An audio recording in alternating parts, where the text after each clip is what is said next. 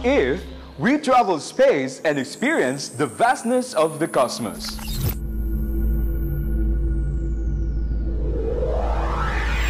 How about traveling through time and witness the very beginning of everything? Journey to the Earth's extremes to unlock the secrets of the universe.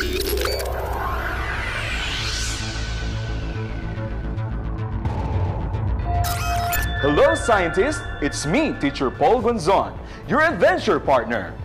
I am at a higher energy level today because you are there and spending time to learn and have fun with me. Come and join me as we blast off the rocket ship of new learnings. Let's go and let's Earth. Imagine Earth. Our lesson is for you to master the nature of Earth and life science intended for grade 11 senior high school. Today, we will be exploring the planet Earth and its subsystem. Here are our objectives. As we navigate the lessons, you are expected to 1. Describe the characteristics of Earth that are necessary to support life. Number 2. Explain that the Earth consists of 4 subsystems, across whose boundaries matter and energy flow. Before we proceed, here are our reminders. Check your prior knowledge of the lesson from your junior high school science subject. Listen and pay attention to the details. And bring with you your paper and pen for jotting down important concepts of the lessons. Imagine Earth on how it all started, during its creation, and its story. Imagine Earth. There are 7.8 billion on the total number of the world's population, and over 7 million species of plants and animals journey together in a vast space. We share the same ride, the same planet, and the same spaceship. You heard it right, a spaceship. Don't you know that we are all passengers on the huge spaceship? We are all riding on it at this very moment. We call it the Earth. We know that the Earth is moving about our Sun in a very nearly circular orbit or elliptical orbit.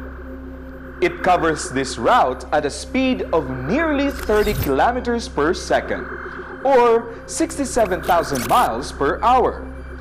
Let us explore our planet. Earth is the only planet which is the third on its distance from the Sun. It is the only place we know of so far that's inhabited with living organisms. Our astronomers are working on the explorations of other planets that we may consider as habitable. Just a part of the vast universe is the solar system. From the previous concepts learned, we already know the identified planets in the solar system. There are 8 planets. The planets in order from the Sun based on their distance are Mercury, Venus, Earth, Mars, Jupiter, Saturn, Uranus, and Neptune.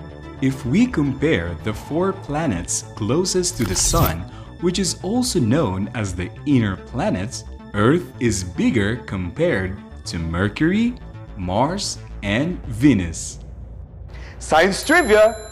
Do you know that the name Earth is at least 1,000 years old? Yes, you got it right! All of the planets except for Earth were named after Greek and Roman gods and goddesses. But how did Earth get its name? During the 5th century AD, when the Germanic tribes migrated to Britain, the word Earth came from the Anglo-Saxon or English-German word Erda, and its Germanic equivalent Erde, which also means ground or soil. Well, no one is quite perfectly sure about who named our planet and where this name sprung up from. As one does often with linguistic culture, we cannot deny the fact that it is quite special on its own.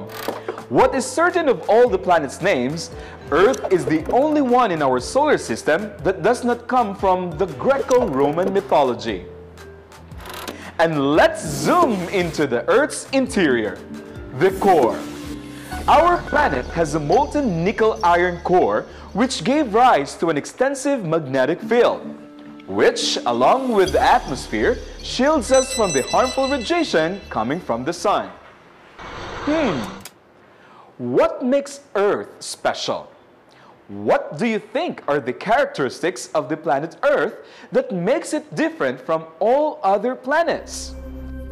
For example, if we pick a planet, and this planet has living organisms on it, they can breathe and live on its surface since it can provide their needs like air, food, water, and other important needs to survive.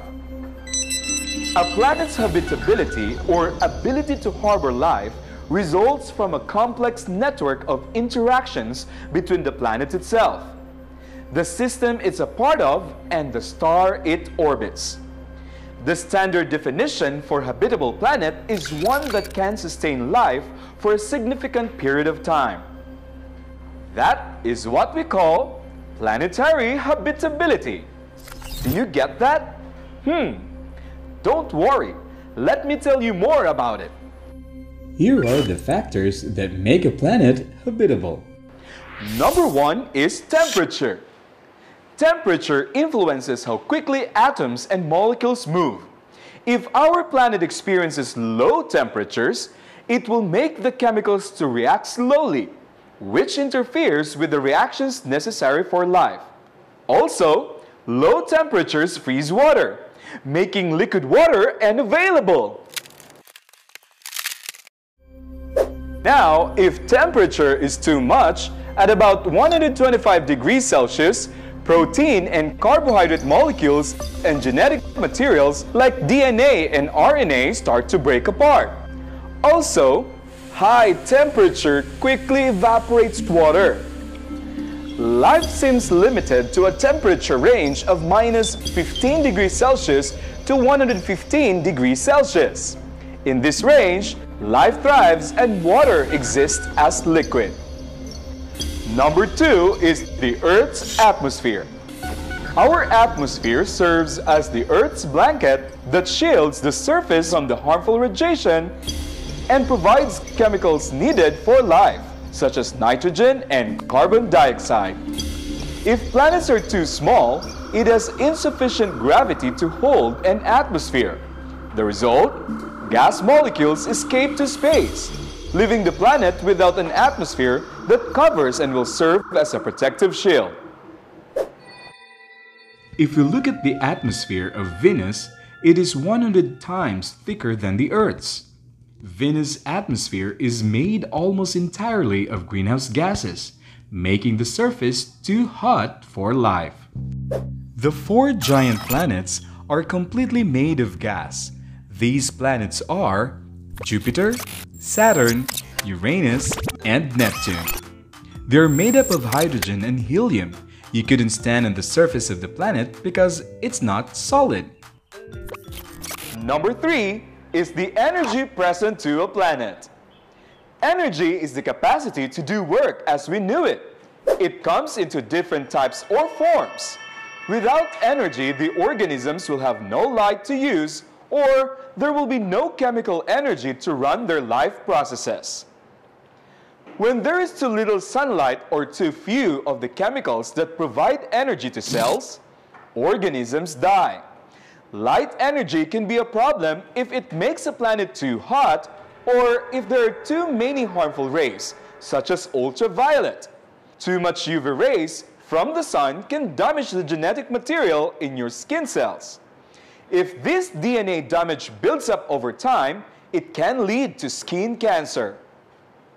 But with a sufficient amount of either light or chemical energy, cells can run the chemical reactions necessary for life. The last factor, which is number 4, are the nutrients. Different nutrients are used to build and maintain an organism's body. For us humans, nutrients are from the food that we eat. They are categorized as proteins, fats, carbohydrates, vitamins, and minerals. and they all perform the vital functions for us to live. Without chemicals to make proteins and carbohydrates, organisms cannot grow. Planets without systems to deliver nutrients to its organism, like the water cycle or the volcanic activity, they cannot support life. Also, when nutrients are spread so thin that they are hard to obtain, such as in a gas planet, life cannot exist. Too much nutrients is not a problem. However, an active circulation system such as a constant volcanism on Jupiter's moon, Io, the churning atmospheres of the gas planets, interferes within an organism's ability to get enough nutrients. All solid planets and moons have the same general chemical makeup, so nutrients are present. Those with the water cycle or volcanic activity can transport and replenish the chemicals required by living organisms. Wow! That was a tough ride! Now that you're able to differentiate the factors that make the planet habitable, can you narrate those factors again? Temperature, atmosphere, energy, and nutrients. That is great! We are now familiar with the different factors. Let us go further and explore more of our home planet. Our planet is one large system, and each of the parts acts as a subsystem. They all work together to make Earth the habitable place that we know it to be, and we call this part spheres. It has 4 subsystems: hydrosphere, geosphere, atmosphere, and biosphere. Let us take a look to the city of majestic waterfalls, Iligan City. This is the famous Maria Cristina Falls. The 320 feet tall waterfalls does not only display its glorious beauty, but it is also valuable to the locals here. The strong current of the falls has an estimated capacity for about 200 megawatts, which supplies 70% of the entire Mindanao's electricity. How did it happen? The kinetic energy of the falling water is being converted to mechanical and to electrical energy. The Mindanaoans enjoy the abundance of its waters and energy converted into electricity for the households and industrial consumption. The water part of the Earth, which circulates among oceans, continents, glaciers, rivers, waterfalls, and including the atmosphere, is the hydrosphere. Hydro is from the Greek word which means water. Because of this, Earth is sometimes called blue planet or the water planet. But the question is our planet made up of only water or land? How about the air? Now, let's try to have a closer look of geosphere. Geo comes from the Greek word which means ground. It basically means that it is related or something to do with the Earth. It is kind of like the skeleton of our planet, since all of the other spheres are found on top of it. The geosphere is the solid part of the Earth. It is composed of the entire planet from its core to its crust. Even the semi-solid land underneath the crust is part of it. If it is from solid Earth, they are part of the geosphere. As simple as that. It is very important to remember that when we talked about geosphere, it includes only the non-living things. Now, the air you breathe is the gas mixture that forms on the Earth's atmosphere, which comes from the Greek word atmos, meaning air. Yes, we cannot really see the atmosphere or hold it, but it can be found everywhere and covers the entire planet like a huge blanket. Primarily, the atmosphere is composed of 78% nitrogen, 21% oxygen, and 1% other gases. The last sphere is the biosphere. The word bio means life. All life forms that exist on Earth are part of it, including those in the sea, on land, and in water. And of course, all human beings are part of this subsystem. It is often called the large ecosystem, yet a very thin layer of the Earth's surface. Most of us associated the Earth with land masses or the continents. Others may only think of the air and water that makes our planet unique in our solar system. But only a few people got the idea of how interconnected these systems are with each other. And all living organisms are constantly interacting with land, air, and water. That is how the Earth's subsystem works. The Sun radiates the main source of energy that reaches the Earth's surface. Solar radiation heats energy's surface unevenly. This uneven heating causes the air in the atmosphere to move. The sun's energy heats ocean water unevenly, turning water into gas, condense, forming into clouds, then pour as rain or snow, or simply exhibiting the water cycle.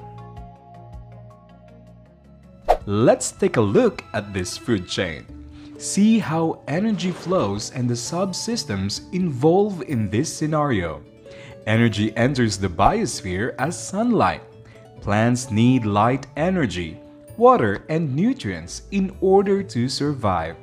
Then, the plants change this energy into chemical energy through the process of photosynthesis. Then, the energy is passed to organisms that eat the plants. Energy and matter is also passed between organisms when they eat one another. The transfer of energy and matter does not stop when a living thing dies. Dead organisms are consumed by decomposers, such as bacteria and fungi. The decomposers break down the remains into simple materials. These materials, such as carbon dioxide, are used by plants to make food during photosynthesis. Here is a recap. 1.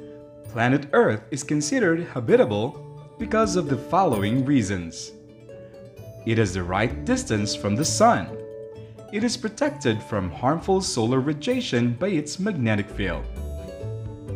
It is kept warm by insulating atmosphere.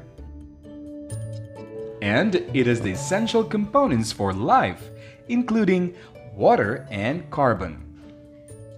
2. Earth is different from other planets in a way that it is the only planet with liquid water on the surface.